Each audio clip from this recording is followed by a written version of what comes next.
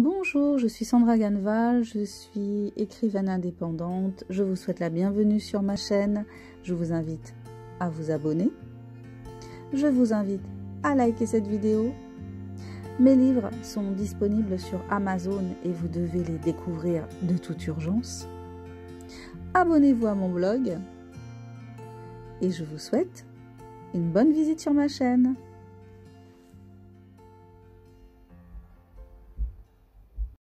Coucou les amis, c'est Sandra, j'espère que vous allez bien aujourd'hui, que vous êtes en pleine forme. Alors, petite vidéo où j'ai envie de vous dire, eh bien, il est temps de se mettre à manger sans gluten. Bon, il vaut mieux en rire de tout ce qui se passe. Donc, moi, j'ai bien envie de vous parler un petit peu de ma vie sans gluten. Moi, je mange pas de gluten depuis 2013, pas par effet de mode, mais pour des raisons de santé. Je vous invite à essayer, c'est le bon moment, essayez de manger sans gluten, remplacer la farine de blé par la farine de riz, la farine de châtaigne, le mil que je n'ai pas encore essayé, mais qui paraît-il a un goût assez agréable. J'ai vu qu'il y avait plein de farines là qu'on peut découvrir. Il y a la farine de lentilles, il y a le souchet, qu'est-ce qu'il y a d'autre? Il y a le sarrasin bien sûr. Voilà, plein de choses à découvrir. Bon, se mettre au sans gluten, c'est pas forcément quelque chose de très très évident, surtout au début. Moi, je me souviens que ce qui me manquait le plus, c'était le pain. Le pain, l'odeur du pain, le goût du pain, ouais, ça me manquait vachement.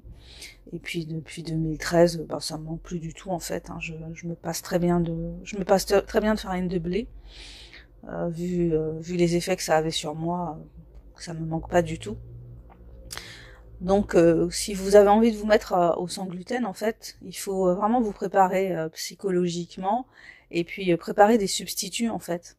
Voilà, mais aujourd'hui, c'est vrai qu'on trouve quand même pas mal de pains sans gluten. Donc après, faut chercher un petit peu, faut creuser pour trouver celui qui vous plaira, que vous trouverez sympa. Chez Naturalia, il y en a qui sont pas mal. Moi, je prends souvent celui au sarrasin. C'est le moins cher en plus, donc voilà, je prends le pain en gluten au sarrasin qu'on a directement à la caisse. Et puis il y a les pains plus industriels. Bon, après faut tester. J'ai pas. Bon, il y en a certains qui sont bons, puis d'autres qui sont pas tip top quoi. Après faut voir. Hein.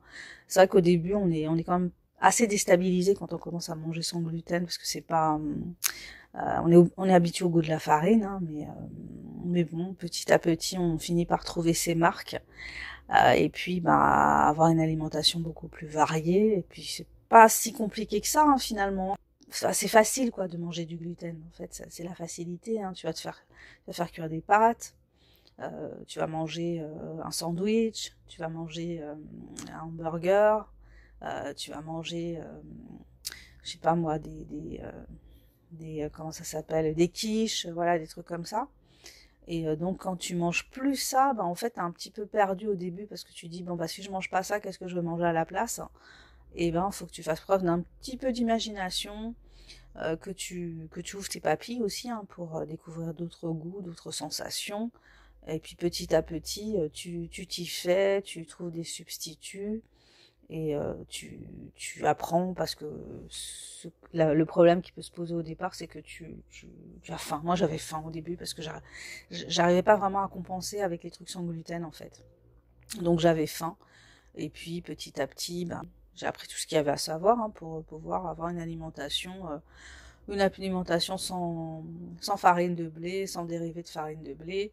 Et du coup, l'idéal, c'est de manger le moins possible de produits transformés, finalement. Hein. C'est ce que ça oblige à faire, le régime sans gluten, en fait. Hein. Tu manges... Enfin, si tu veux pas que ça te coûte trop cher, voilà, tu t'en arrives à manger des produits... peu de produits transformés. En fait, si tu vis sur Paris ou région parisienne, tu trouves plein de trucs dans les épiceries.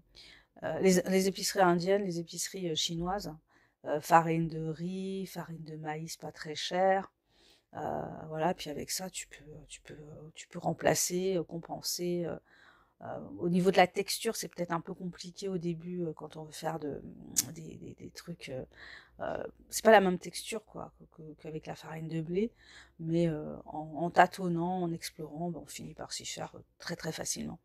Voilà, bon bah écoutez, c'était ma petite vidéo de partage ce soir sur manger sans gluten. Et oui, on trouve de tout sur cette chaîne.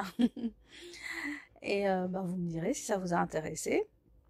Si vous voulez avoir des petits conseils, hein, après tout, je sais pas, peut-être qu'il y a des gens qui ont envie d'avoir des petits conseils sur comment démarrer vraiment et manger sans gluten. Je vous invite à découvrir mes romans puisque je suis écrivaine indépendante. Voilà, tous mes livres sont disponibles sur Amazon. J'ai aussi un blog sur lequel je partage mes réflexions sur le monde tel qu'il va. Je vous invite à vous abonner, je vous invite à me mettre un petit pouce vers le haut et je vous dis à bientôt pour la prochaine vidéo. Bisous bisous, prenez soin de vous et gardez le moral. Ciao ciao.